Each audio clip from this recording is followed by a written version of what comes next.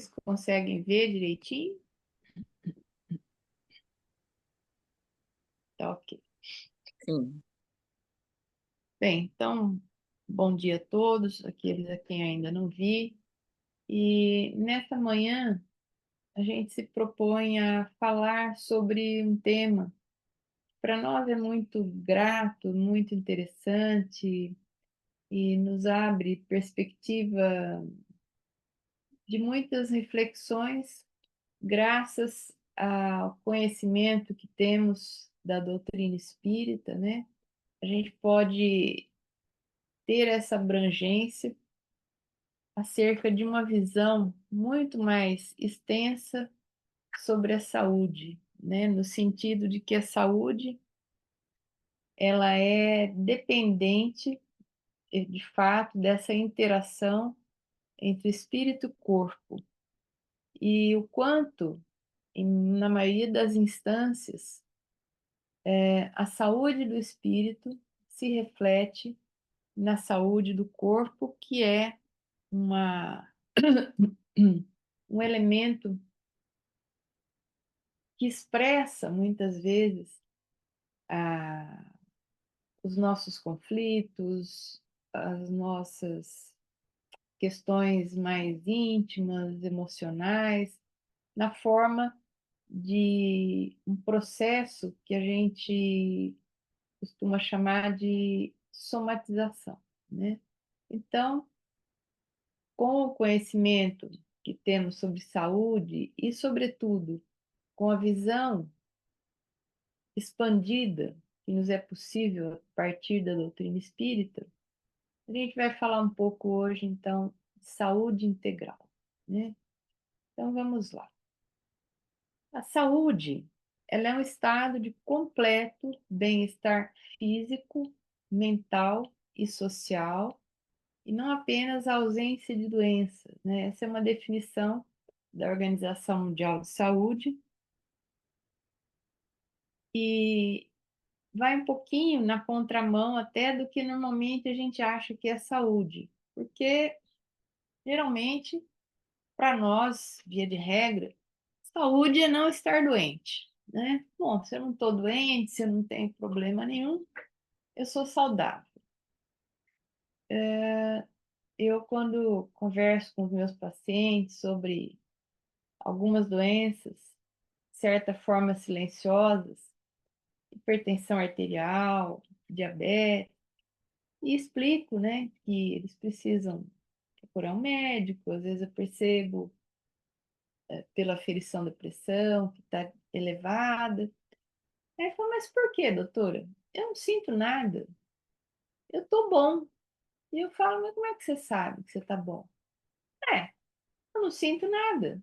Então, para algumas pessoas é ausência de sintoma, para outras é ausência de doença, mas saúde é um estado, de certa forma, até a gente pode dizer, talvez difícil da gente gozar plenamente, porque vejam, um completo bem-estar físico, eventualmente a gente pode ter um completo bem-estar físico, apesar que mesmo esses, assim, num sentido pleno, às vezes é difícil. Às vezes a gente tem saúde, faz nossas atividades, mas é uma dorzinha ali, um achaquezinho ali, né? Sempre parece que tem alguma coisinha.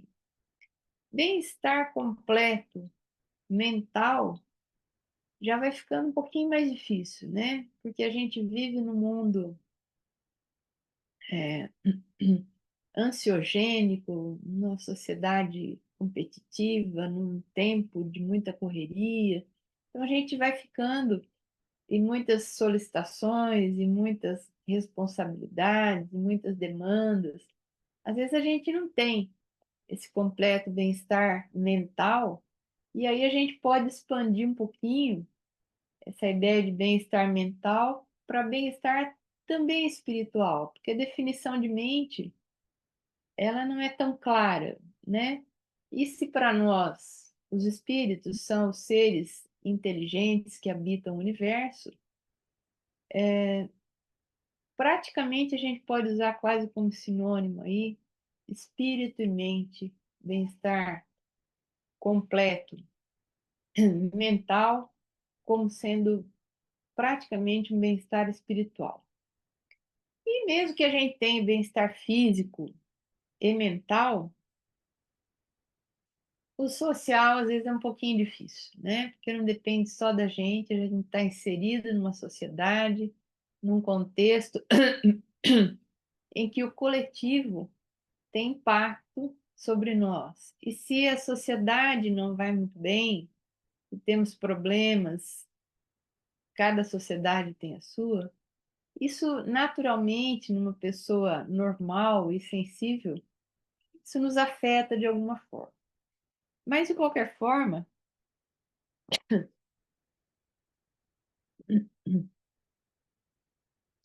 esse é um objetivo a ser alcançado, né? É uma busca, a busca pela saúde, pelo bem-estar. E vamos ver agora o que nos traz Emmanuel no Pensamento e Vida sobre essas questões. Ele nos diz que a saúde é assim como a posição de uma residência, que denuncia as condições do morador, ou de um instrumento que reproduz em si o zelo ou a desídia, né, ou o desleixo, o abandono das mãos que o manejam. Então a gente pode, nosso corpo, né, nosso templo material, a nossa residência, o nosso corpo acaba sendo isso, ele pode estar num estado assim de abandono, né, de, de completo abandono muitas vezes, e isso reflete possivelmente o estado daquele espírito que habita aquele corpo, né? Às vezes desiludido, com várias questões, e vai deixando, né, que muitas coisas fiquem para depois. Ou o nosso corpo físico, ele pode parecer aquela casa limpa, organizada, cuidada, né?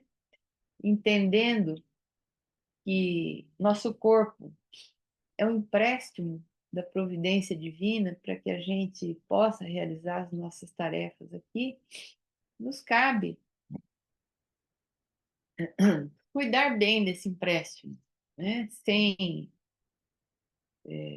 extremos, sem idolatria ao corpo, mas é preciso, até para que a gente tenha qualidade de vida, para que a gente se sinta bem nesta casa que ora habitamos, é importante que ela funcione direitinho dentro do possível, né? Então a gente vê que muitas vezes o nosso corpo ele expressa as condições espirituais. Assim como a nossa casa material, muitas vezes é o reflexo da mente que habita, né? Então, o Emmanuel vai fazendo essas comparações. Também a gente vai vendo um paralelo entre as colocações de Emmanuel e de André Luiz. André Luiz diz alguma coisa parecida quando ele nos diz que o corpo de carne é como se fora um violino entregue ao artista, que nesse caso é o espírito encarnado. Então, torna-se indispensável preservar o instrumento dos animálculos destruidores e defendê-lo contra ladrões, né? É exatamente uma ferramenta de trabalho, assim como o violino é um instrumento do artista, né? Se ele não está em boas condições, o artista não se expressa, assim como nós também, utilizando um corpo que não está lá muito bem, nós passamos a ter nossas limitações naturais. Então é preciso cuidar desse instrumento divino. Aí Emmanuel, em Leis de Amor, nos diz uma coisa muito interessante.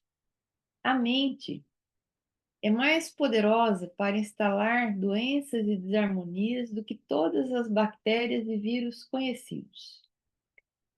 Então, essa colocação de Emmanuel nos coloca diante de um potencial criador da mente, tanto no sentido de instalar doenças e desarmonias, e naturalmente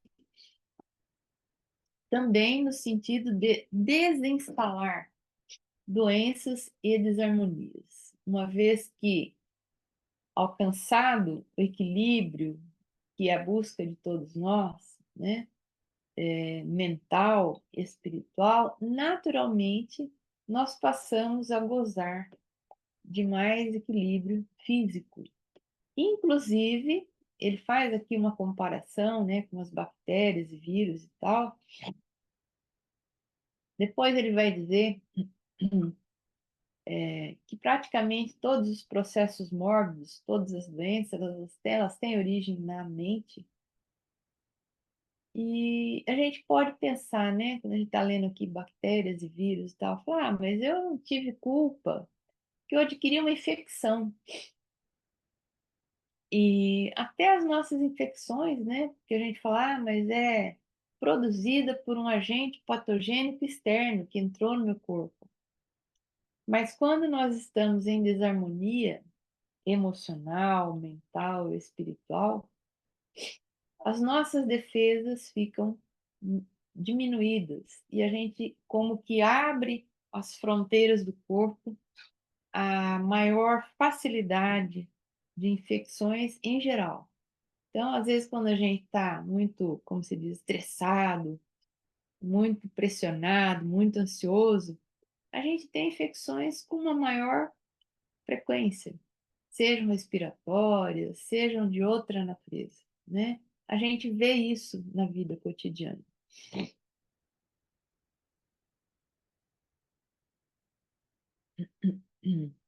Veja só, o Emmanuel nos diz, muito daqui a gente pegou do livro Pensamento e Vida, né? A cólera e o desespero, a crueldade e a intemperança criam zonas mórbidas de natureza particular no cosmo orgânico, impondo às células a distonia, quer dizer, a perturbação pela qual se anulam quase todos os recursos de defesa, abrindo-se leira fértil à cultura de micróbios patogênicos nos órgãos menos habilitados à defesa. Então, nós todos temos um padrão de adoecimento mediante algumas situações da vida. Eu tenho uma cunhada que sempre que ela fica mais sobrecarregada, mais aflita, mais ansiosa com as demandas do trabalho, da família, ela tem uma amidalite violenta, né? E são as amidalites de repetição. Outros desenvolvem infecções urinárias de repetição. Outros têm eczemas, lesões em pele, psoríase que complica, né? Então, são essas zonas mórbidas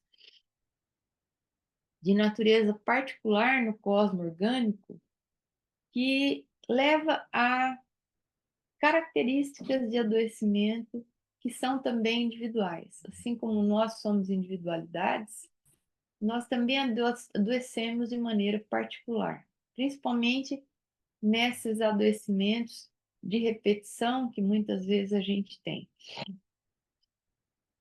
Um tem um processo alérgico, o outro tem uma infecção respiratória, outro tem uma infecção urinária, outro tem uma lesão de pele, etc. E aí o Emmanuel destaca, né? A crueldade, o desespero, a cólera. E a gente se lembra lá do Evangelho segundo o Espiritismo, onde está dito, né, que a cólera é um acesso de demência passageira, né? Então, às vezes a gente se entrega à cólera numa situação triste, né? E se nós pudéssemos nos ver, nós sentiríamos vergonha, né, das nossas atitudes, enfim, dos nossos destemperos em momentos de cólera. Hoje de manhãzinha, estava aqui ainda na cama e comecei a ouvir gritos distantes de alguém completamente desequilibrado, provavelmente numa briga horrível, Mas os gritos que eu ouvia à distância, fiquei até um pouco preocupada, comecei a orar pelas pessoas, enfim, pela situação, eram, eram tão, eu diria que eram aterradores mesmo, né? E, e eu fiquei pensando, falei, em que situação fica ou está uma criatura tão desequilibrada, né? Porque às vezes isso, um acesso desse de cólera, violento assim, funciona no nosso corpo como se fosse uma violenta martelada, né? Emmanuel fala disso também. Isso depois vai repercutindo durante dias.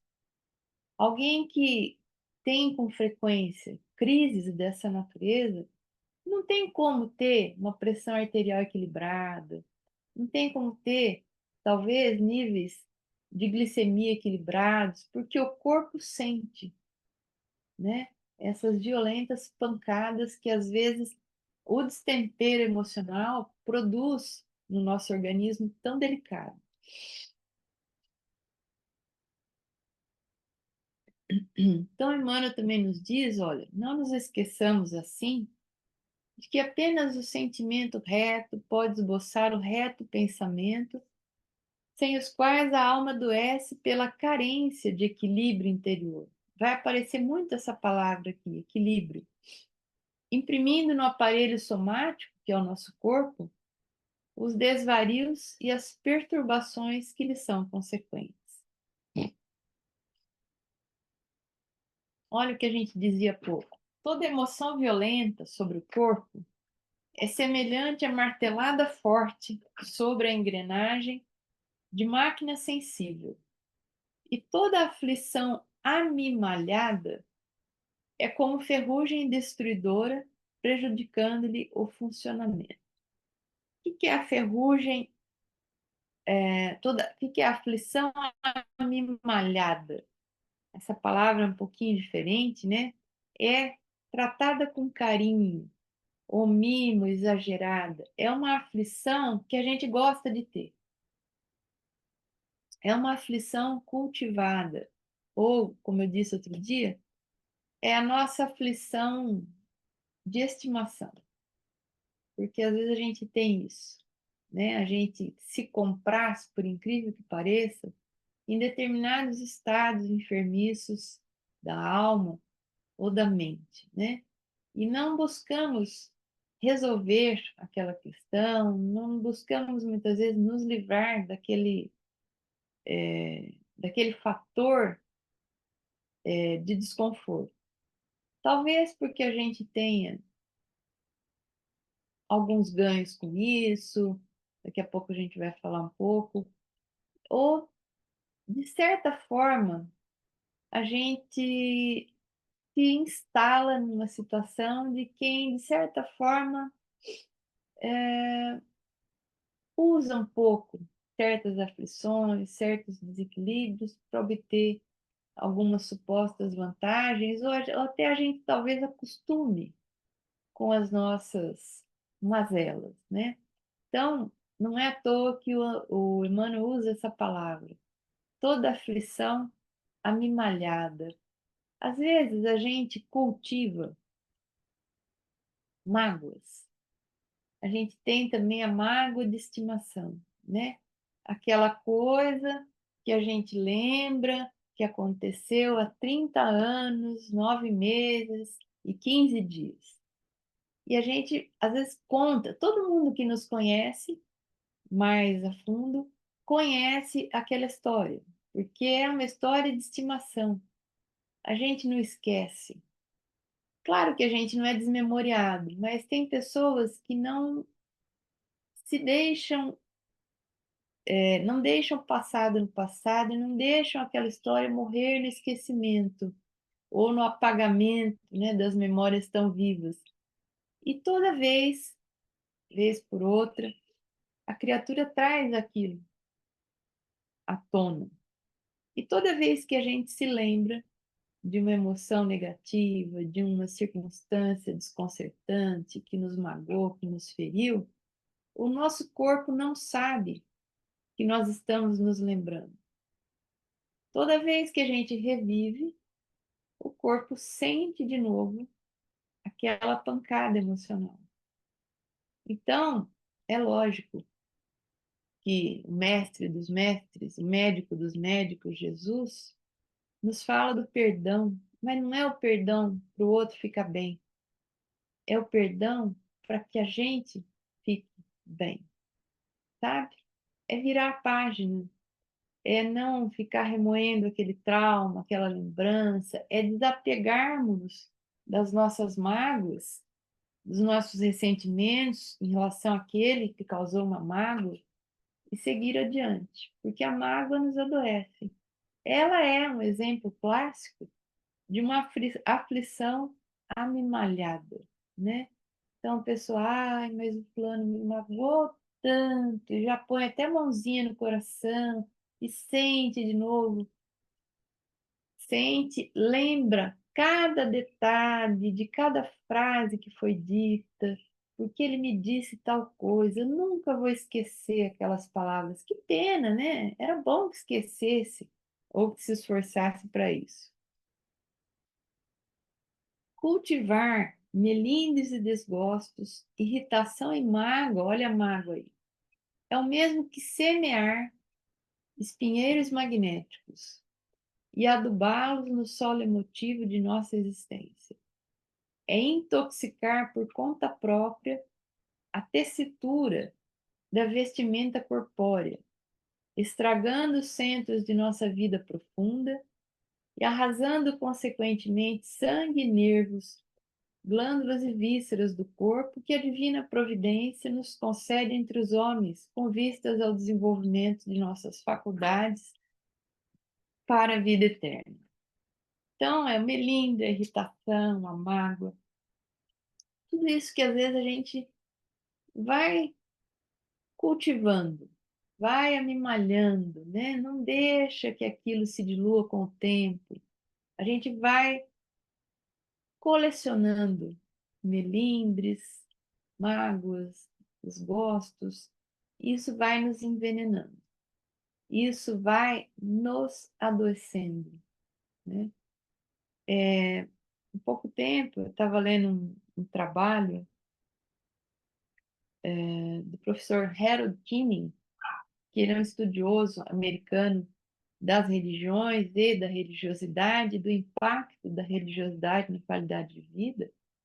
E ele diz que, por exemplo, as pessoas que têm uma religiosidade e vinculada a uma religião, que são coisas diferentes, e que praticam esta religiosidade a partir do engajamento em atividades propostas pelas instituições religiosas, são pessoas que vivem, em média, 30% a mais do que a população em geral. E têm uma melhor qualidade de vida. E aí ele vai elencando os vários fatores que contribuem para isso, né? Um deles é todo a esteira de possibilidades e de reflexões que uma religião, seja ela qual for, traz para a criatura, exatamente no sentido de perdoar, no sentido de buscar um bem-estar pessoal, individual, espiritual, se libertando desses pesos que pesam, né, na nossa economia física, desgastando a nossa máquina orgânica. Há muitos trabalhos e há muitos livros também falando da importância do perdão como um fator de saúde física. Tem um livro de uma de um psiquiatra, uma psiquiatra chamada Robin Cassardian. Ela fala, o título é o Perdão, o caminho do coração tranquilo. Mas não é coração no sentido metafórico, no sentido figurado, não. É coração mesmo. Então, eles fazem uma análise das funções cardiovasculares de quem perdoa e chegam à conclusão que perdoar faz bem para o coração, para a pressão arterial e para os indicadores de saúde de uma forma geral, né? Então, Jesus já trouxe isso. Isso não veio com Emmanuel, isso não veio com o Espiritismo. Jesus já fala lá no Evangelho, até no Pai Nosso, tá a questão do perdão. Difícil, sem dúvida, algo a ser muito trabalhado por nós, mas que, como o Evangelho é centrado na pessoa, né, ele é direcionado para aquele que lê ou que entra em contato com as orientações, é como se Jesus tivesse falado para a gente: olha, meu filho, perdoe, porque é melhor para você. É melhor para a sua saúde, você vai viver muito mais tranquilamente, você vai se libertar de pesos incríveis. E a gente ainda, na nossa estreiteza, né, intelectual e espiritual, tende a achar que perdão é bom para o outro, né, que vai ser perdoado. Nada. O perdão é bom e necessário para quem perdoa, até porque o outro às vezes nem sabe que te magoou, nem percebeu a extensão das ações ou das falas ou dos gestos, e você fica lá magoado e ele nem sabe. E quando você o perdoa, ele às vezes também não sabe, porque às vezes o perdão ele não é manifesto. Às vezes não há nem possibilidade de conversa por várias questões, mas você perdoa e às vezes aquilo não é comunicado, mas a pessoa está perdoada e você está livre daquele peso. E o outro nem sabe que causou um peso para você. Às vezes foi uma injúria involuntária que ele te causou, mas quem fica com a mágoa, com o peso é a gente, né? Então que a gente consiga se libertar desses pesos todos. Olha que interessante. Todos os sintomas mentais depressivos influenciam as células em estado de mitose, estabelecendo os fatores de desagregação. Nós temos células em mitose o tempo inteiro no nosso corpo, que é a divisão celular, né? Que está ilustrado logo abaixo ali. Os sintomas mentais depressivos e às vezes aquelas, aquele estado depressivo que a criatura também, por incrível que pareça, vai perpetuando em si mesma, ela pode gerar problemas nas nossas divisões celulares. E com isso, eventualmente, podem surgir células defeituosas que escapam aos mecanismos de controle da própria duplicação, dos próprios fenômenos de mitose, e surge aí um clone, eventualmente, meio defeituosinho, que vai se perpetuando no organismo, vai se multiplicando e pode, inclusive, dar origem a uma neoplasia, a um câncer. Então, não que eu esteja dizendo, nem Emmanuel esteja dizendo, que toda pessoa que tem câncer é porque é depressiva. Mas, eventualmente, uma depressão pode baixar a nossa imunovigilância e favorecer o estabelecimento de doenças em geral, inclusive a neoplasia. Porque todo dia no nosso corpo se formam células neoplásicas. Não se assustem. Dos trilhões de células que temos, muitas em divisões, todo dia se formam divisões erradas, células que saem com defeito. E a gente tem um mecanismo maravilhoso no corpo, que é um mecanismo de checagem, como se fosse um controle de qualidade, que descarta essas células defeituosas. Elas vão como se fosse para um lixão orgânico. Elas são etiquetadas bioquimicamente para entrarem no processo chamado morte celular programada. Células que não se dividem corretamente são destinadas à morte, por esse mecanismo de controle que a gente tem. E que, eventualmente, quando estamos com conflitos, quando estamos desequilibrados emocionalmente, esses mecanismos de controle podem começar a falhar e escaparem células defeituosas que, ao invés de serem destinadas a morrer, podem continuar vivendo e se multiplicando no nosso corpo. É incrível, né? É incrível os mecanismos. Existe esse livro de um psiquiatra e um psicólogo, A Doença como Caminho, eles são autores alemães, e eles falam que a doença como caminho, caminho para quê? Né? Para um autoconhecimento, para uma mudança íntima de nós mesmos. E eles dizem no subtítulo, uma nova visão da cura como ponto de mutação, em que o mal se deixa transformar em bem. Então, eles vão ensinando para a gente, não é um livro espírita, evidentemente, que as nossas doenças, que os nossos sintomas dizem muito para nós se eles forem analisados com cuidado. E já começa assim, né, na introdução. Este é um livro que aborrece as pessoas, porque destrói o álibi para seus problemas não resolvidos, a doença. Então, ele coloca a doença como a consequência de conflitos não resolvidos. Propomos-nos a mostrar que o doente não é uma vítima inocente de alguma imperfeição da natureza, mas que é de fato o autor da sua doença. E os sintomas podem ser considerados a forma física de expressão dos conflitos, através do seu simbolismo, e tem a capacidade de mostrar aos pacientes em que consistem seus problemas. Nesse outro livro, também dele, A Doença como Linguagem da Alma,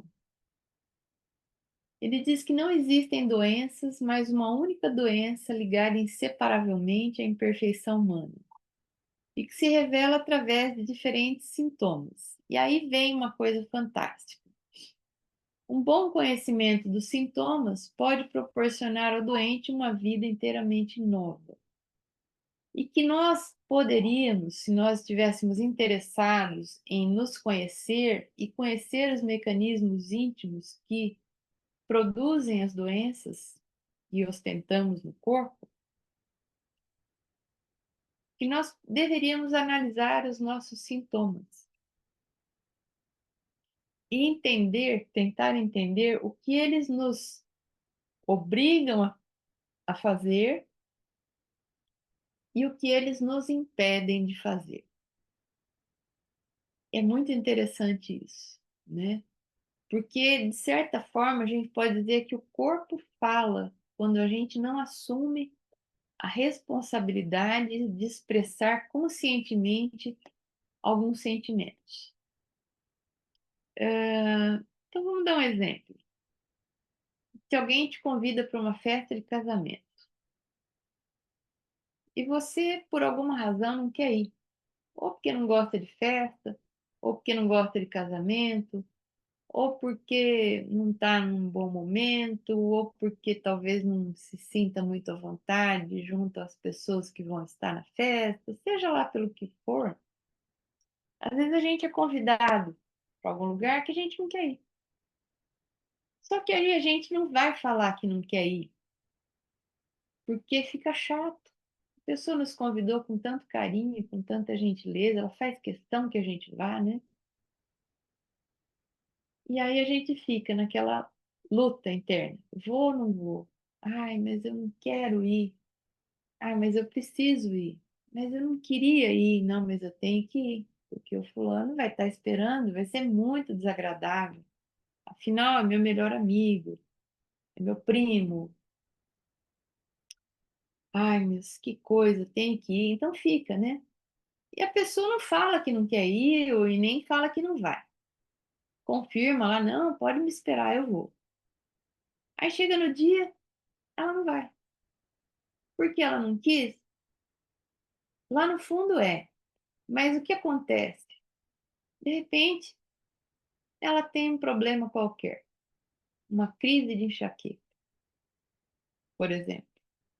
Ou trava a coluna, né? Tem lá um probleminha na coluna, vai e volta, de vez em quando. Aí naquele dia trava a coluna, ou tem uma enxaqueca brava, e não vai. Aí ela se desculpa, falou: "Olha, você me desculpa, mas eu não tinha como. Eu tive uma crise disso ou daquilo que não consegui sair da cama". O corpo falou por ela, fez por ela o trabalho que ela não assumiu a responsabilidade de fazer. Porque aí não tem argumento, né, também não fica chato, a pessoa adoeceu, adoeceu. Então, a doença, os sintomas, às vezes entra para fazer o papel que conscientemente a gente não faz. É muito incrível isso, mas acontece. E aí a pessoa vai analisando em cada situação de contrariedade, de em que ela não quer assumir claramente uma postura de: "Olha, eu não vou atender a sua expectativa dessa vez, ou não vou poder ir", ou seja lá o que for, vem um sintoma que faz por ela o que ela não fez conscientemente. Então é por isso que ele diz aqui, ó, esse livro é um livro que aborrece as pessoas, pois destrói o álibi para seus problemas não resolvidos, a doença. Então você tem lá um problema não resolvido, você não quer fazer uma determinada coisa, mas você não deu um jeito de se livrar daquilo. A doença vem e te livra. Naquele dia você fica doente. Que coisa, né? A mente é poderosa e a mente faz isso? Faz. E é de propósito?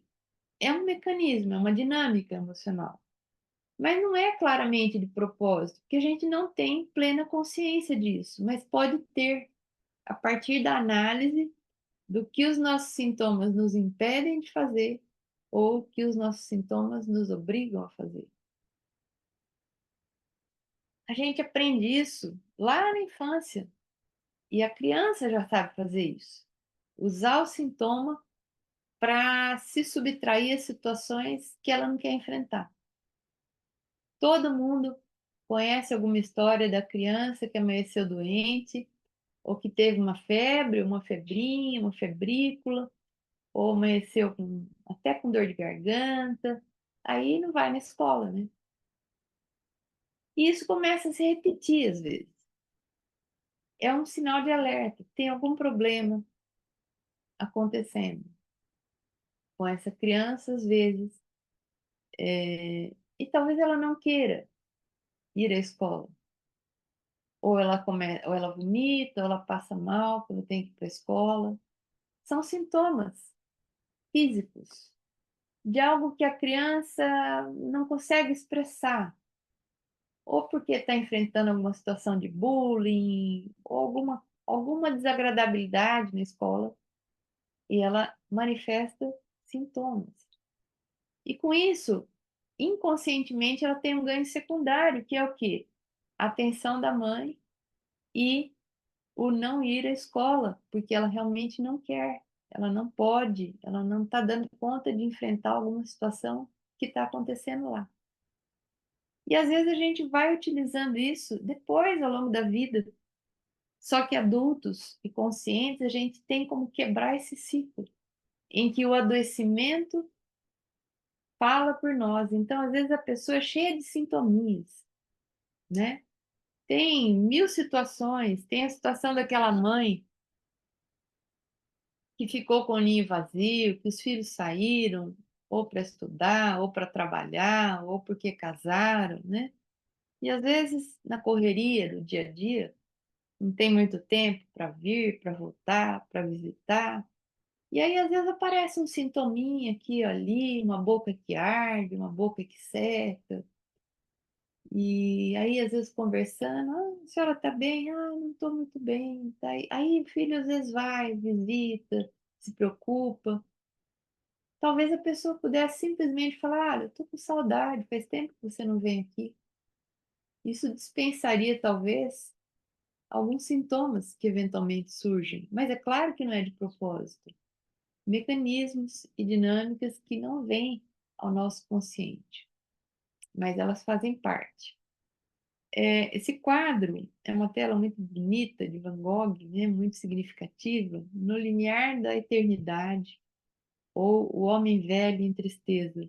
Eu trouxe para ilustrar uma fala muito interessante de Joana de Ângeles, que ela diz, no livro fantástico chamado Dias Gloriosos, pode-se observar que antes do surgimento ou instalação de diversas doenças, o paciente se permitiu desconcertos íntimos, anelou, quer dizer, desejou ardentemente, aspirou pelo abandono da luta material.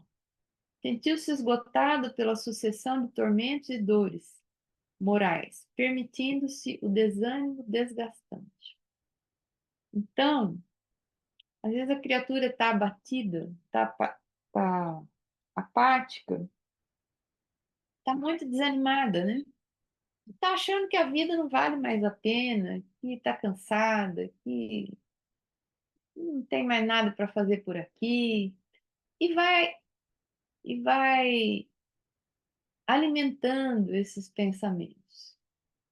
Cuidado, né? Porque eles vão tomando uma proporção tal que de repente, quer dizer, na verdade não é de repente, a criatura realmente não deseja mais viver. E ela desencarna por uma doença, às vezes banal, que não costuma ter uma gravidade maior, mas às vezes naquela pessoa tem um curso clínico mais severo, né? Então, às vezes a pessoa, depois de uma certa idade, tende a ter uma certa depressãozinha, porque surgem os problemas naturais, as limitações, às vezes uma dependência. Então, quantas vezes a gente ouviu, né? Ah, já estou velho demais, não sei o que eu estou fazendo aqui, eu só estou dando trabalho, isso e aquilo. Se isso vai sendo alimentado pela pessoa, talvez ela parta mesmo dessa vida nesse estado de alma. Eu tinha uma amiga, tem, que ela diz assim, falou, olha, eu acho que depois dos 90, a pessoa só vai a hora que ela quer. Porque ela já passou por tanta coisa, quem chega a 90 anos realmente eu acho que só vai a hora que quer. Ela queria dizer isso, né? A hora que desanima, que acha que está cansado, que já viveu demais, que já não tem mais nada para fazer por aqui, ele dá um adeus, ele parte. Às vezes eu brinco com a minha mãe, né? Ela diz alguma coisa assim, eu falo, olha, cuidado, hein? Não fica tendo essas ideias, não fica alimentando isso. Vai que alguém escuta, vem te buscar, porque é muito por aí, né? E isso acontece muito antes de 90 anos. Às vezes, com muito pouca idade, a criatura é desesperançada, ela não vê sentido na vida. Então, às vezes, ela vai minando as resistências orgânicas e uma doença que seria facilmente curável, às vezes naquela pessoa não é, né? E um pouquinho sobre a cura. Nos diz Joana também que a cura real é uma operação profunda de transformação interior, que ocorre somente quando os fatores propiciadores da injunção danosa, né, da pressão que causará o adoecimento, quando esses fatores se modificam para melhor, dando lugar ao equilíbrio das suas variadas funções no campo de energia. Então, a cura real, ela depende de uma mudança profunda do ser. Ela é possível? É. É da onde decorrem muitas situações que parecem até milagres, né? Ah, parece algo inexplicável. Quando a criatura toma consciência da necessidade de algumas mudanças, ela modifica todo o panorama em que ela vive, inclusive fluidicamente, as ondas mentais que a envolvem. Isso modifica, de certa forma, inclusive o curso clínico de algumas doenças. E André Luiz diz isso com muita clareza. Traz exemplos muito eloquentes nas suas obras, né? De situações em que uma doença ela poderia ter tido um curso clínico muito grave, como no caso de Adelino, em uma de suas obras, mas pela vida que a pessoa tem e pela utilidade, como ele diz, que ela empresta aos seus dias, às vezes aquela doença ou aquele aquela predisposição para uma doença que poderia ser inclusive grave, ela pode ser limitada. Então a pessoa pode ter a doença, mas numa expressão mais branda. Ela traz aquela predisposição genética. Então, mediante a sua postura diante da vida, aquilo pode se agravar ou pode se atenuar tranquilamente, né? Nos diz André que no futuro a medicina da alma absorverá a medicina do corpo, quer dizer, ela será a medicina em si. Poderemos, na atualidade, fornecer tratamento ao organismo de carne. Semelhante tarefa dignifica a missão do consolo, da instrução, do alívio. Mas no que concerne à cura real, somos forçados a reconhecer que esta pertence exclusivamente ao homem espírito, né? É o que a gente tem dito desde o começo. A existência terrestre é uma gloriosa oportunidade para os que se interessam pelo conhecimento e elevação de si mesmos. E por essa mesma razão, ensinamos, nos diz ele, a necessidade da fé religiosa entre as criaturas. É aquilo que eu citava lá do Dr. Harold Kinning. É a dimensão espiritual, a dimensão de religiosidade, ela é uma vertente importante do ser e ela precisa ser cuidada para que a gente tenha uma saúde realmente, espírito, corpo, uma saúde integral. Nós não podemos viver só o material, porque de fato somos espíritos. Então, é por essa mesma razão que ensinamos dizer a necessidade da fé religiosa entre as criaturas humanas. Desenvolvendo esta campanha, não pretendemos intensificar as paixões nefastas do sectarismo, mas criar um estado positivo de confiança, otimismo e ânimo sadio na mente de cada companheiro encarnado. Até agora, apenas a fé pode proporcionar esta realização. As ciências, as filosofias preparam o campo. Entretanto, a fé que vence a morte é a semente vital. Possuindo-lhe valor eterno, encontra o homem bastante dinamismo espiritual para combater a plena vitória em si mesmo. E eu diria que para nós, espíritas, cristãos, que é a mesma coisa, a fé espírita raciocinada que nos apresenta a imortalidade, a reencarnação, que nos apresenta um Deus Pai, um Deus Amor, um Deus que cria suas leis e que nos envolvem a todos, dentro dessa visão de justiça e bondade, temperando essas leis com a misericórdia, saber que estamos no universo tutelados por uma paternidade divina absolutamente amorosa, nos traz um estado de paz, de confiança e de sentido na vida, que, quando o Espiritismo bem estudado, bem sentido, ele nos traz paz, simples assim, né? Nos traz mais confiança no porvir, muita esperança na vida, nos acalma em relação a medos, aflições que a gente tenha.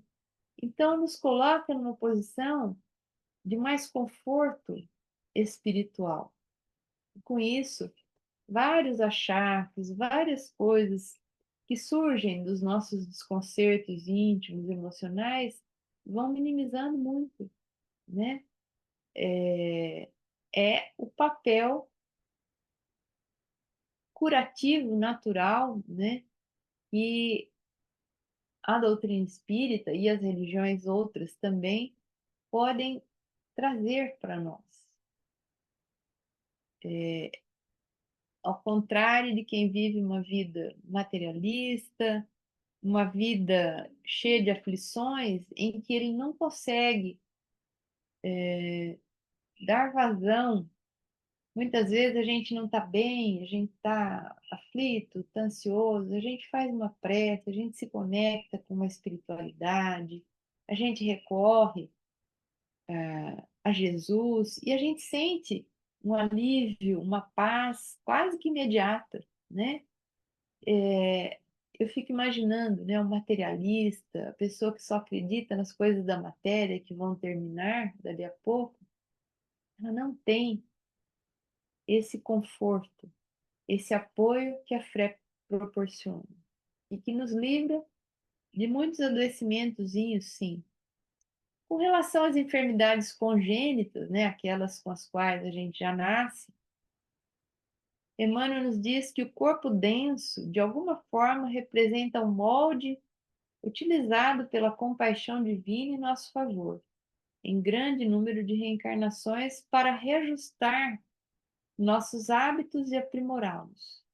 Eu estou aqui falando de adoecimento, do papel da mente, da cura, e alguém pode pensar, mas e a doença congênita, com a qual já viemos, e que a nossa mente aparentemente não teve um papel sobre isso?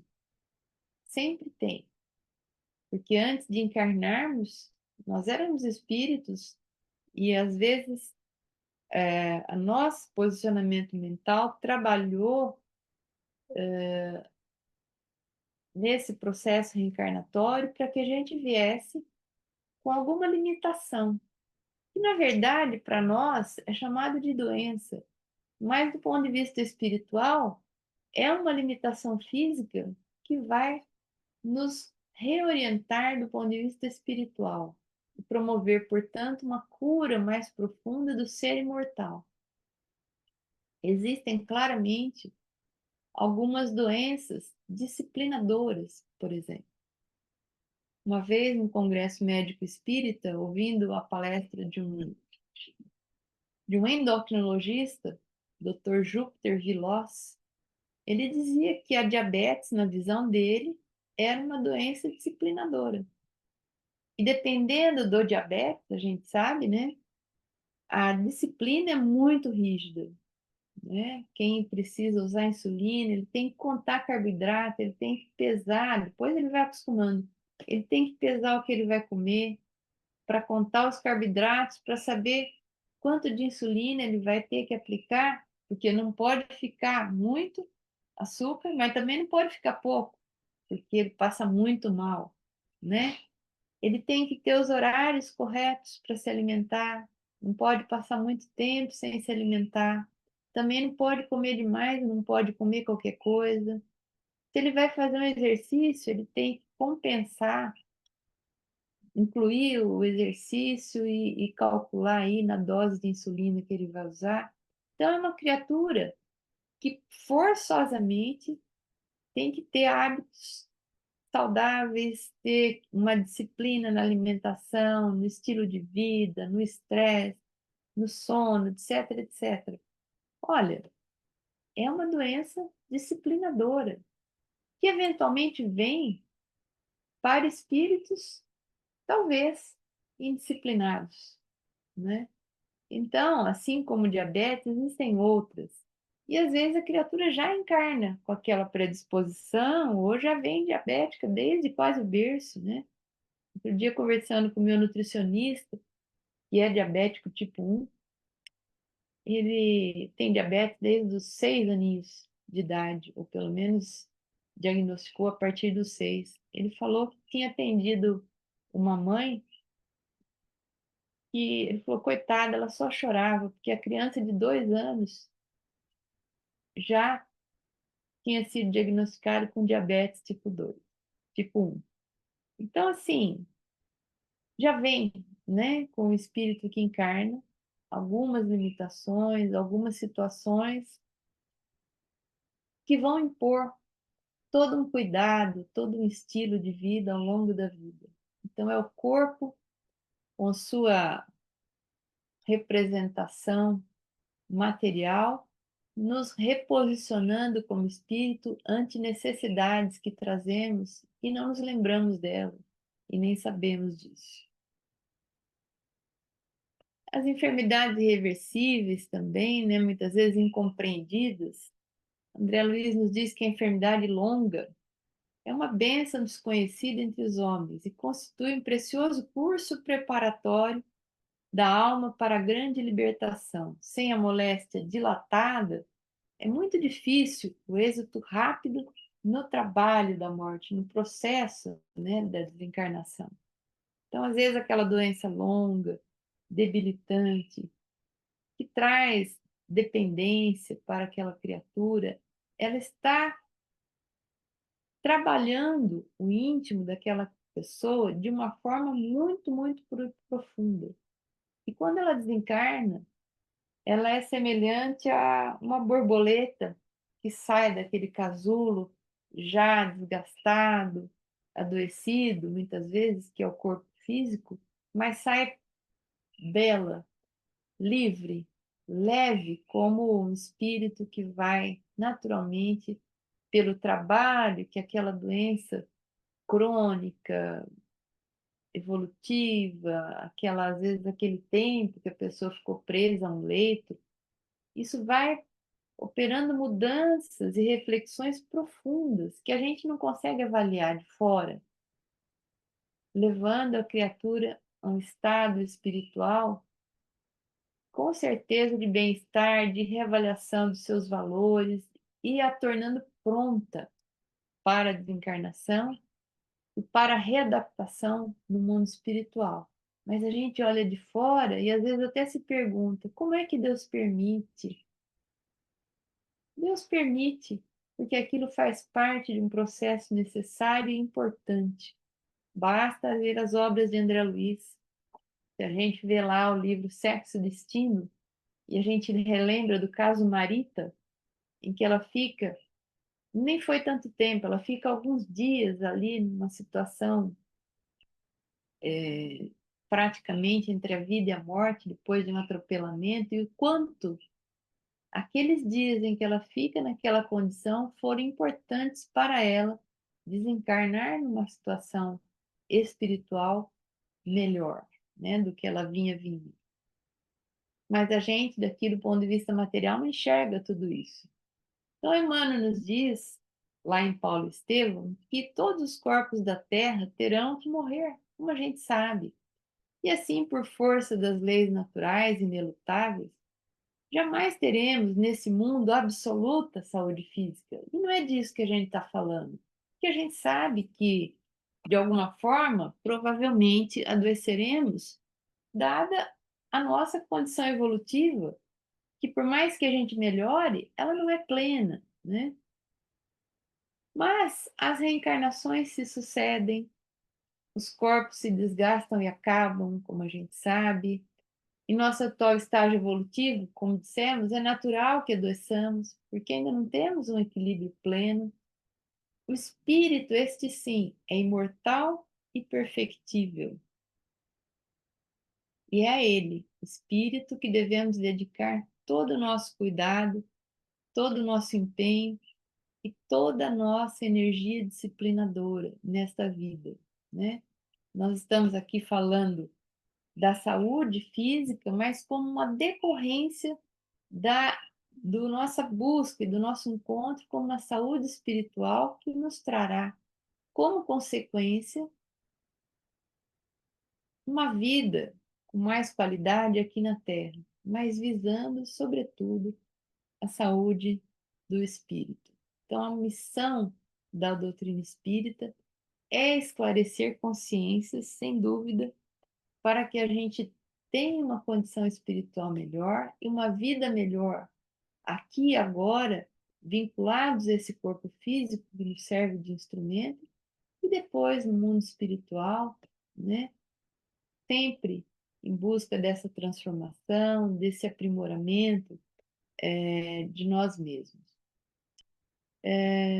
Então, finalizando com esse raciocínio de Emmanuel, né, o Salvador nos ensina, Jesus nos ensina a procurar uma saúde mais real e preciosa, que é a do espírito. Possuindo-a, teremos transformado as causas de preocupação de nossa vida e habilitamos-nos a gozar a relativa saúde física que o mundo pode oferecer nas suas expressões transitórias. Que Jesus nos abençoe e nos ajude a busca pela saúde espiritual, pelo equilíbrio, pela paz íntima e que naturalmente muito das nossas condições materiais, orgânicas, físicas vão se ajustando também para que nós tenhamos vida, como dizia Jesus, né? Vim para que tenhas vida e vida em abundância, né?